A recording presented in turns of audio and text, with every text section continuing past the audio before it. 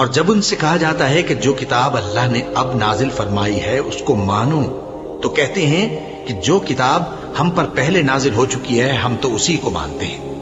یعنی یہ اس کے سوا اور کتاب کو نہیں مانتے، حالانکہ وہ سراسر سچی ہے، اور جو ان کی آسمانی کتاب ہے اس کی بھی تصدیق کرتی ہے۔ ان سے کہہ دو کہ اگر تم صاحب ایمان ہوتے تو اللہ کے پیغمبروں کو پہلے ہی کیوں قتل کیا کرتے تھے؟ اور موسیٰ تمہارے پاس کھلے ہوئے معجزات لے کر آئے، پھر تم ان کے کوہ طور پر جانے کے بعد بچڑے کو معبود بنا بیٹھے، اور تم اپنے ہی حق میں ظلم کرتے تھے۔ اور جب ہم نے تم لوگوں سے پختہ عہد لیا اور کوہ طور کو تم پر اٹھا کھڑا کیا اور حکم دیا کہ جو کتاب ہم نے تم کو دی ہے اس کو زور سے پکڑو اور جو تمہیں حکم ہوتا ہے اس کو سنو، تو وہ جو تمہارے بڑے تھے کہنے لگے کہ ہم نے سن تو لیا لیکن مانتے نہیں، اور ان کے کفر کے سبب بچڑا گویا ان کے دلوں میں رچ گیا تھا۔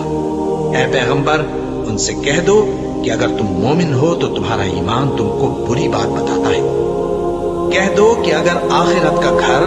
اور لوگوں یعنی مسلمانوں کے لیے نہیں اور اللہ کے نزدیک تمہارے ہی لیے مخصوص ہے، تو اگر سچے ہو تو موت کی آرزو تو کرو، اور ان اعمال کی وجہ سے جو ان کے ہاتھ آگے بھیج چکے ہیں یہ کبھی اس کی آرزو نہیں کریں گے، اور اللہ ظالموں سے خوب واقف ہے۔ اور ان کو تم اور لوگوں سے زیادہ زندگی کے حریص دیکھو گے،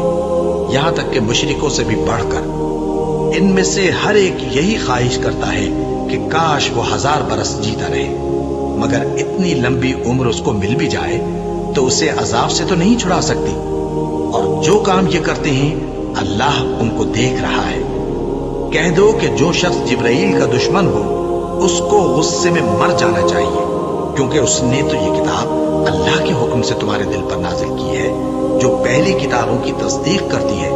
اور ایمان والوں کے لیے ہدایت اور بشارت ہے۔ جو شخص اللہ کا اور اس کے فرشتوں کا اور اس کے پیغمبروں کا اور جبرائیل اور میکائیل کا دشمن ہو تو ایسے کافروں کا اللہ دشمن ہے۔ اور ہم نے تمہارے پاس سلجھی ہوئی آیتیں ارسال فرمائی ہیں، اور ان سے انکار وہی کرتے ہیں جو بد کردار ہیں۔ ان لوگوں نے جب جب اللہ سے کوئی عہد کیا تو ان میں سے ایک فریق نے اس کو کسی چیز کی طرح پھینک دیا۔ حقیقت یہ ہے کہ ان میں اکثر بے ایمان ہیں، اور جب ان کے پاس اللہ کی طرف سے پیغمبر آخر الزمان صلی اللہ علیہ وآلہ وسلم آئے اور وہ ان کی آسمانی کتاب کی تصدیق بھی کرتے ہیں، تو جن لوگوں کو کتاب دی گئی تھی ان میں سے ایک جماعت نے اللہ کی کتاب کو پیٹ پیچھے پھینک دیا، گویا وہ جانتے ہی نہیں، اور ان چیزوں کے پیچھے لگ گئے جو سلیمان کے عہد سلطنت میں شیاطین پڑھا کرتے تھے۔ اور سلیمان نے مطلق کفر کی بات نہیں کی، بلکہ شیطان ہی کفر کرتے تھے کہ لوگوں کو جادو سکھاتے تھے،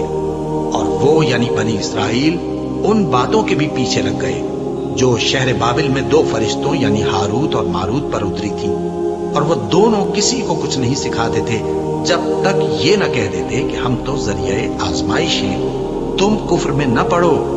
غرض لوگ ان سے وہ چیز سیکھتے جس سے میاں بیوی میں جدائی ڈال دیں، اور اللہ کے حکم کے سوا وہ اس چیز سے کسی کا کچھ بھی نہیں بگاڑ سکتے تھے، اور کچھ ایسے منتر سیکھتے جو ان کو نقصان ہی پہنچاتے اور فائدہ کچھ نہ دیتے، اور وہ جانتے تھے کہ جو شخص ایسی چیزوں یعنی سحر اور منتر وغیرہ کا خریدار ہوگا اس کا آخرت میں کچھ حصہ نہیں، اور جس چیز کے عوض انہوں نے اپنی جانوں کو بیچ ڈالا وہ بری تھی، کیا اچھا ہوتا جو وہ اس بات کو جانتے۔ اور اگر وہ ایمان لاتے اور پرہیزگاری کرتے تو اللہ کے ہاں سے بہت اچھا صلہ ملتا، کیا اچھا ہوتا جو وہ اس سے واقف ہوتے۔